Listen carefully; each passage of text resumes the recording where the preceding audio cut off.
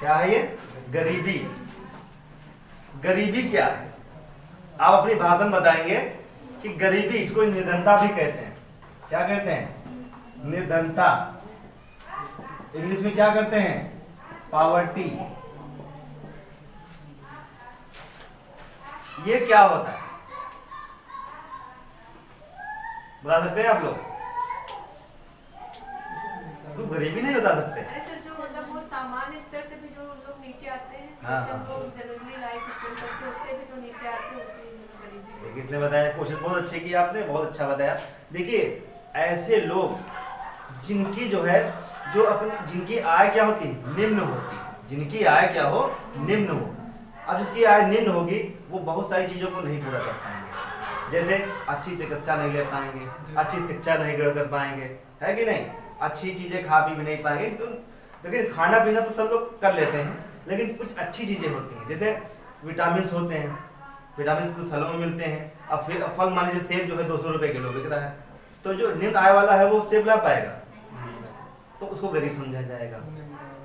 अब मान लीजिए ट्रांसपोर्टेशन है, जैसे अब किसी को जो है दिल्ली जाना है, तो दिल्ली जाने के लिए बस भी है, ट्रेन भी है और प्लेन भी है। ट्रेन जो है सस्ता साधन है, ट्रेन से वो जा सकता है, लेकिन अगर उससे जो है प्लेन से जाना है या जो है बस से जाना है, और जिसकी आय जो है डेली के 100 रुपए है, 3000 महीना कमाता है, तो ऐसा व्यक्ति क्या होगा? दिल्ली नहीं जा पाएगा बस से, उससे वो कहेगा मैं ट्रेन से जाऊंगा चालू डिब्बे से। कैसे जाऊंगा? चालू डिब्बे से मैं दिल्ली जाऊंगा। तो ऐसे व्यक्ति क्या होंगे? वो गरीब होंगे। देखिए, एक चीज और याद रखिएगा, आपने सुना होगा कि उसको खाना नहीं मिलता और अच्छे से ये नहीं मिलता। तो जिसको खाना नहीं मिलता है वो भूखमरी होती है। भूखमरी अलग चीज है और गरीबी अलग चीज है। गरीबी में क्या होता है? वो अपनी जो है, जो आवश्यकताएं होती हैं, उनकी इच्छाएं होती हैं, वो पूरा नहीं कर पाता। लेकिन अब भूखमरी वो क्या होती है? जिसमें खाना ही ना मिले, एक टाइम मिला, दूसरे टाइम पता नहीं मिलेगा नहीं मिलेगा, तो वो भूखमरी है। जैसे आप अफ्रीकी देशों में जाएंगे, वहां वो लोग खाना नहीं उनको मिलता है। वो लोग जो है मिट्टी होती है, पिंडोल को छान करके रोटियां बना के उसको खाते हैं। तो वो लोग क्या है? भूखमरी है वहां पे, गरीबी नहीं है। गरीबी तो है ही, भूखमरी है। आपके वहां क्या है? गरीबी है। गरीबी है, समझ गए? गरीबी नापने की दो विधियां हैं, दो प्रकार की गरीबी है। पहला है निरपेक्ष, एक है निरपेक्ष और दूसरी क्या है? सापेक्ष। देखिए, जो मैंने बताया वो निरपेक्ष था, जो आपने बताया वो निरपेक्ष था। निरपेक्ष में क्या होता है? ये सीधे सीधे पता चल जाता है कि यह व्यक्ति गरीब है। ये मालूम हो जाता है कि ये व्यक्ति गरीब है। एक परिवार है, उसमें 10 लोग रहते हैं, 10 लोग रहते हैं, 10 परिवार रहते हैं, 10 परिवार मान लीजिए अलग अलग हैं। तो उसमें जो है कुछ व्यक्ति जो है कमाते हैं अच्छा, तो उनको क्या कहेंगे? गरीब स्तर से वो अपने बच्चों को अच्छे स्कूल में पढ़ा रहे हैं, अच्छी शिक्षा ले रहे हैं, उनके बाइक भी है, उनके पास कार भी है, तो वो क्या है? गरीब नहीं है। गरीब कौन है? मान लीजिए 10 साधुवां व्यक्ति है, उसके पास क्या करता है? वो दिन जो है मजदूरी करने जाता है, 200 रुपए कमा के लाता है, उसमें अपने बच्चों को और खुद खाता है, तो उसके पास बचता कुछ नहीं है, पूरा खर्च कर देता है। तो ऐसा व्यक्ति क्या होगा? गरीब होगा। तो ये निरपेक्ष गरीबी। निरपेक्ष गरीबी की बहुत सारी जो है परिभाषाएं हैं, वो उसको हम बाद में आपको जो है नोट के रूप में दे देंगे, आप नोट में समझ लेंगे उनको। सापेक्ष गरीबी क्या होती है? सापेक्ष गरीबी से ये पता चलता है कि हमारे जो है समाज में कितने परसेंट लोग गरीब, मतलब कितने लोग गरीब हैं। ऐसा तो नहीं है कि किसी के पास जो है 100 रुपया है और किसी के पास 1 रुपया है। मतलब जैसे अब हम बता देते हैं, जैसे हमारे वहां 10% लोग हैं, 10% लोगों के पास जो है वो 90% धन है। 10% लोगों के पास 90% धन है और 90% लोगों के पास 10% क्या है? ऐसी असमानता है, यानी समानता नहीं है, असमानता है। हमारे वहां का मामला ऐसे ही है। आप देखेंगे, या तो वो व्यक्ति बहुत गरीब है, मतलब भुखमरी छोड़ करके, या तो व्यक्ति गरीब है या तो बहुत ही अमीर है। अपने वहां ऐसे तो व्यवस्था पाई जा रही है। तो ये सापेक्ष गरीबी के अंतर्गत आता है। ऐसी जब गणना की जाती है तो वो सापेक्ष गरीबी के अंतर्गत आता है।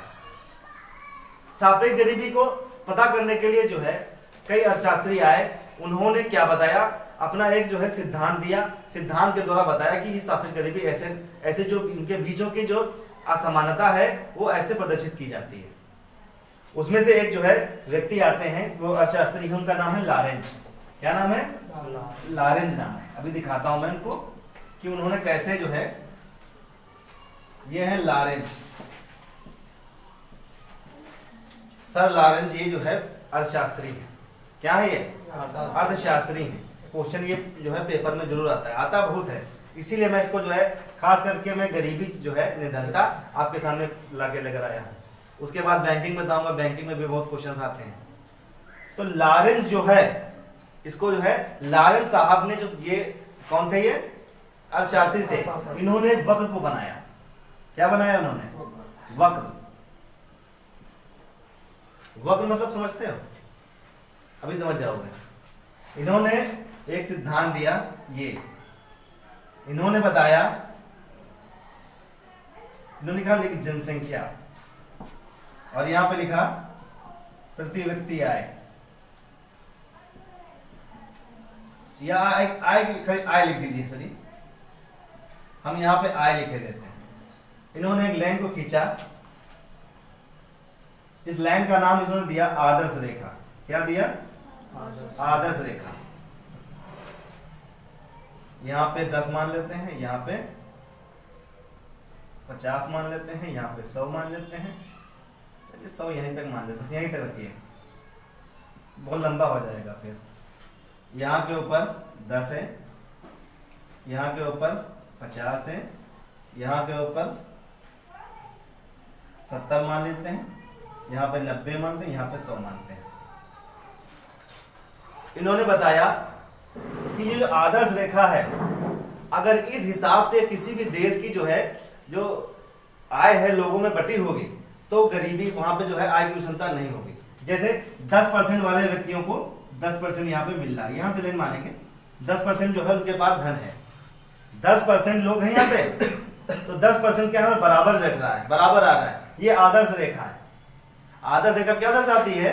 ये जो लाइन है ये दर्शा रही है कि 10 लोगों को 10 रुपए मिले, ये असमानता नहीं है क्या?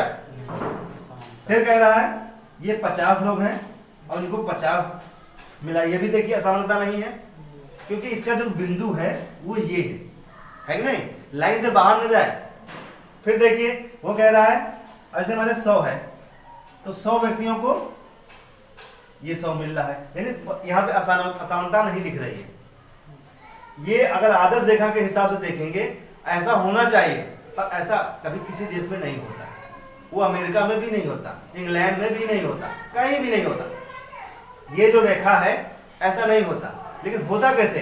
अब ये क्वेश्चन बनता है, होता कैसे?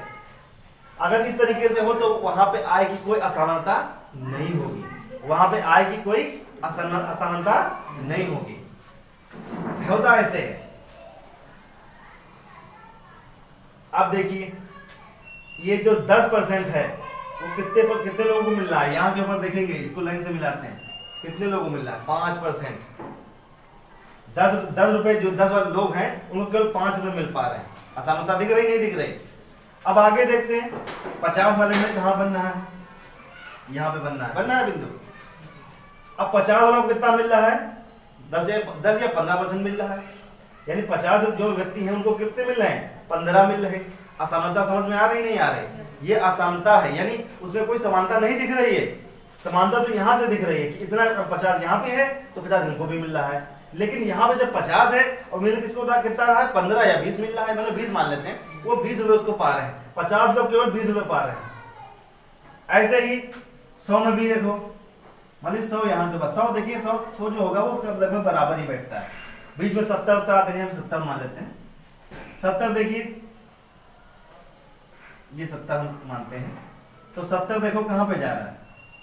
कितने हैं? 50%। जो 70 लोग हैं उनको 50 रुपए मिल रहे हैं, तो ये क्या दिखा रहा है? आय की विषमता को दिखा रहा है। नहीं समझ में आया? अगर कंफर्म ना हो तो फिर से बताएं। चलिए फिर से बताते हैं, कोई बात नहीं। लॉरेंज वक्र जो है बहुत इंपॉर्टेंट है। वो पूछेगा कि लॉरेंज वक्र जो है आय की क्षमता किस प्रकार प्रदर्शित करते हैं या किस प्रकार दिखाते हैं, दर्शाई जाती है। तो लॉरेंज वक्र के द्वारा। किसके द्वारा? लॉरेंज वक्र के द्वारा। और लॉरेंज वक्र कैसे बनता है आप देख ही चुके हैं। यहां माना मैंने 10, यहाँ पे 20 मान लेते हैं, यहाँ पे 30 मान लेते हैं, यहाँ पे 30 मानते हैं, यहाँ पे 50 और यहाँ पे 100। ठीक है,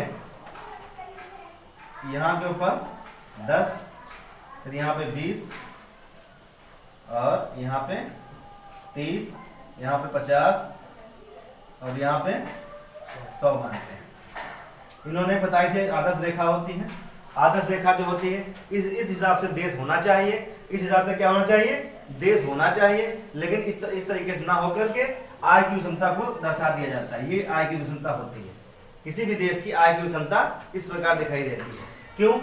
जैसे हमारे 10 लोग हैं, 10 लोगों को कितने रुपए मिल रहे हैं? यहाँ पे देखिए, अगर इस तरीके से करें तो पूरे पूरे मिल रहे हैं 10। क्योंकि इस आदर्श रेखा से अगर मानेंगे तो एक 10 जो 10 लोग हैं उनको 10 रुपए मिल रहे हैं। क्या मिल रहे हैं? 10 रुपए मिल रहे हैं। लेकिन क्या इस रेखा से देखें, इसको मान लेते हैं बी और इसको मान लेते हैं ए। इस लाइन को क्या मानेंगे? ए मान लेते हैं। तो जो बी रेखा है क्या उसको इतने ही रुपए मिल रहे हैं? नहीं मिल रहे हैं ना। उसको कितने मिल रहे हैं? इसके आधे यानी 5 रुपए मिल रहे हैं। 10 लोग हैं उनको कितने मिल रहे हैं? 5 रुपए मिल रहे हैं। ऐसे ही 20 में देखिए, 20 यहाँ पे है, सॉरी गलत हो गया,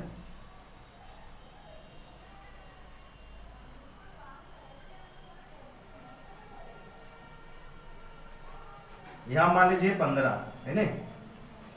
तो देखिए जो 20 लोग हैं उसमें आय की क्षमता क्या दिखा रही है? हम क्षमता किसमें देख रहे हैं?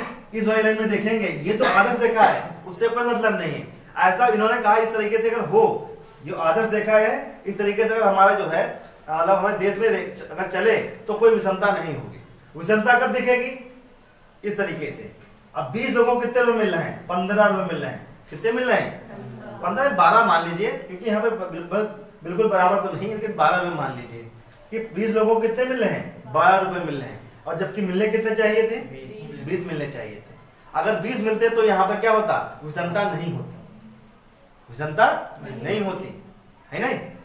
अब देखिए ऐसे ही 30 में देखिए, तो 30 यहाँ पे बनता है। अब इसकी विषमता देखो, यहाँ से वहां पे तो ऐसा तो होना चाहिए। ये कहते हैं लाल साहब कहते हैं कि ऐसा जो है हमारे वहां जो होना चाहिए, लेकिन होता कैसा है? ऐसा जो विषमता होती है तो ऐसा दिखाई देता है। तो विषमता यहाँ पे कितनी दिख रही है? 30 को कितने रुपए मिल रहे हैं? 20 रुपए मिल रहे हैं। 30 लोगों को 30 लोग हैं उनको कितने मिल रहे हैं? 20 मिल रहे हैं। विषमता दिख रही नहीं दिख रही है? बताइए, आपको विषमता दिख रही है? फिर देखिए ऐसे 50 को,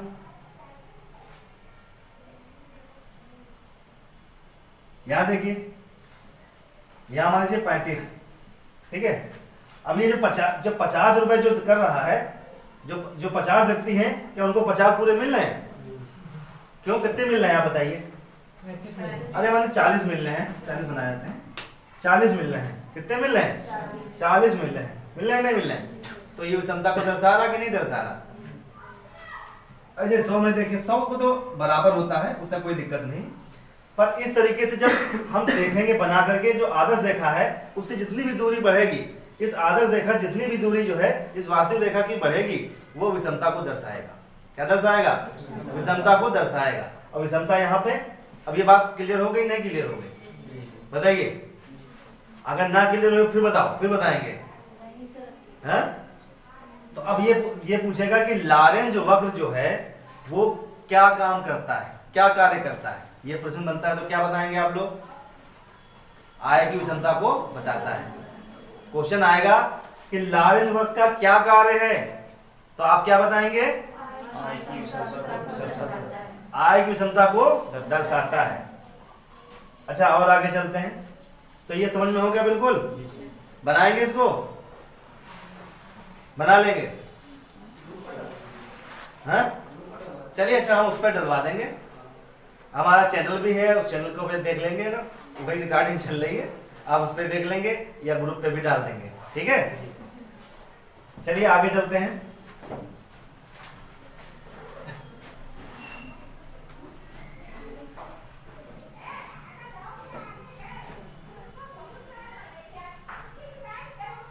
अब लॉरेंस साहब ने तो अपना वक्र बना के दे दिया, लॉरेंस साहब ने अपना वक्र बना के दे दिया कि ऐसे विषमता दिखाई जाती है, लेकिन विषमता जो है वो विषमता कितनी होती है ये थोड़ी बताया था।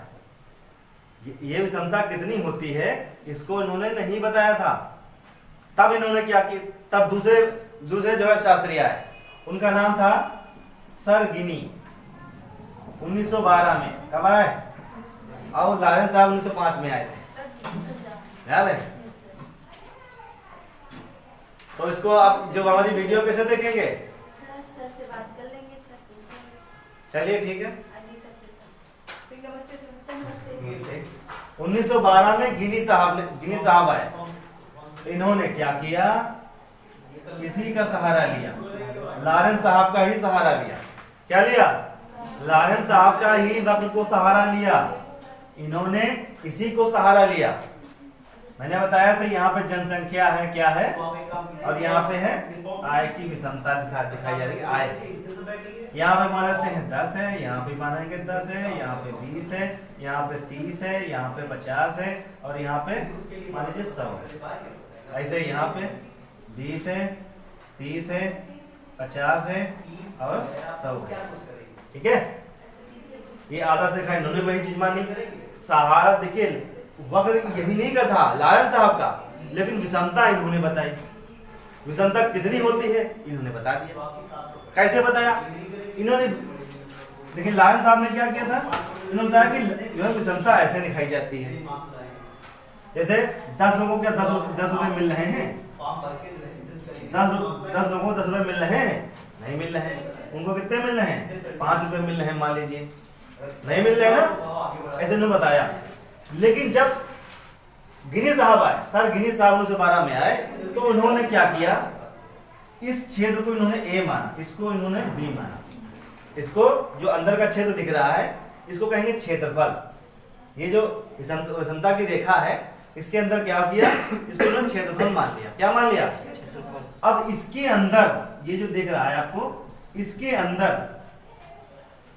अंदर जो है यहां से और यहां की कितनी विषमता है, मान लीजिए इसका क्षेत्रफल निकाल लेते हैं, वो 40 निकला। कितना निकला? 40 क्षेत्रफल निकल रहा है। इसका क्षेत्रफल मान लेते हैं कितना निकला? 40। ये पूरा यहां से वहां तक का क्षेत्रफल कितना हुआ? 40 निकल आया। और अब क्या करते हैं, इन्होंने 40 तो निकाल के दे दिया, और इसके उन्होंने सूत्र भी ज्ञात करवाया। एक सूत्र इन्होंने बताया, ए ये वाला हो गया, और नीचे क्या हुआ? a बटा a प्लस बी। तो ये गिनी, इसको बोलते हैं गिनी गुणांक। गिनी गुणांक बोलते हैं। गिनी गुणांक बराबर होता है a बटा a प्लस बी। a ये वाला हो गया ऊपर, ये वाला a और ये वाला b, प्लस करके नीचे लिख दिया गया। अब देखिए इस सूत्र को यूज कैसे करते हैं। a कितना दिया है? 40 दिया है। कितना दिया है? 40 दिया है। और a प्लस बी कितना है? देखिए यहाँ तो 100 होता ही है, ठीक है, और ये 40 हो गया, तो कितना हो गया? 140। कितना हो गया? 140। नीचे कितना हुआ? ये कट गया। अब यहाँ पे 4 रखते हैं, यहाँ पे 14 से भाग करते हैं, पॉइंट लगाया तो 0 हो गया। तो 14 दूना 28, 14 3 बैच ज्यादा हो जाएगा, तो 14 दूना 28 हुआ, है नहीं? तो कितना है? 0.2। ये विषमता बाहर आ गई। इस क्षेत्रफल की विषमता कितनी आ गई? 0.2। ये किसने बताया? सर गिनी ने बताया। सर गिनी का फार्मूला क्या है? a बटा a प्लस बी। a अपान a प्लस बी, ये क्या हुआ? फार्मूला है। किसका फार्मूला है? सर गिनी गुणांक का। तो ये बात समझ में आ गई। और एक बात याद रखिए, सबसे अच्छी विषमता जो है वो 0 को माना गया, शून्य को माना गया। अगर किसी भी देश की जो है विषमता 0 है तो वो देश जो है क्या है? विकसित है। अगर किसी देश की विषमता 1 है तो वो अल्पविकसित है, यानी वो विकसित नहीं होगा। यहाँ पे 1 तो आया नहीं है, 0.2 आया है। अगर 1 आ जाए तो यानी उसके वहां बहुत बड़ी विषमता है। कितनी है? बहुत बड़ी विषमता मानी जाएगी। जिसका जो है मान यहाँ पर 1 पूरा आ जाएगा तो उसकी विषमता बहुत मानी जाएगी। कितनी मानी जाएगी? उसकी विषमता कितनी मानी जाएगी? बहुत मानी जाएगी। जिसका मान 1 आ जाए और जिसका मान 0 हो या 0 पॉइंट में कुछ और आ जाए तो वो विषमता क्या होगी? दिखाई पड़ेगी। जैसे मान लीजिए दूसरा भी देश बना देते हैं, इसी बीच एक देश और बनाते हैं, ये एक ए हो, ये मान लीजिए x हो गया, ये y हो गया, ठीक। ये देश देखते हैं, इसका दोनों का क्षेत्रफल जो है वो मान लेते हैं 60 है। कितना है? 60 है। तो इसकी विषमता निकालिए फटाफट, नहीं कि कौन निकाल के दिखाता है। इसकी विषमता को जल्दी से निकालिए, लेंगे क्लास?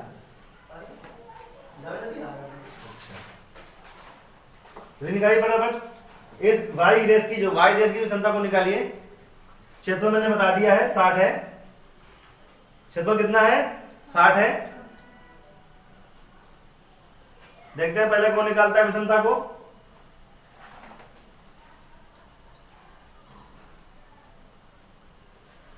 गिनी साहब ने क्या किया था, लॉरेंट वृत्त का सहारा लिया। उसमें उन्होंने बताया कि एक क्षेत्रफल को निकाला, उसको उन्होंने ए माना, और फिर उसके बाद जो ए है और नीचे का बी को मिला करके एक फार्मूला बना दिया। फार्मूला क्या है? ए अपान ए प्लस बी। ये फार्मूला उन्होंने तैयार किया।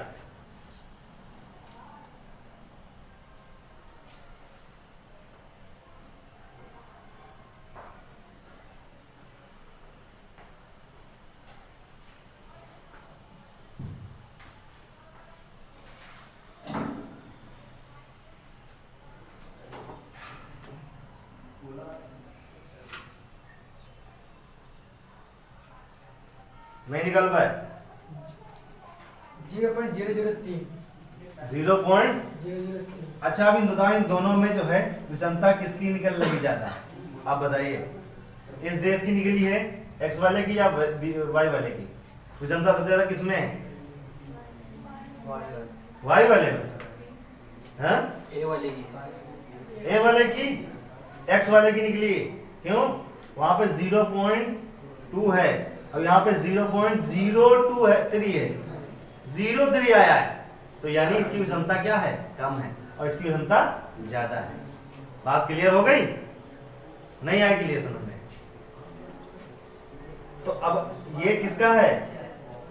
गिनी साहब का है। किसका है ये? गिनी साहब का है। ऐसे ही एक और है, अगर आप ना उतारना चाहे तो उतार लीजिए, वरना हम दूसरा बताते हैं।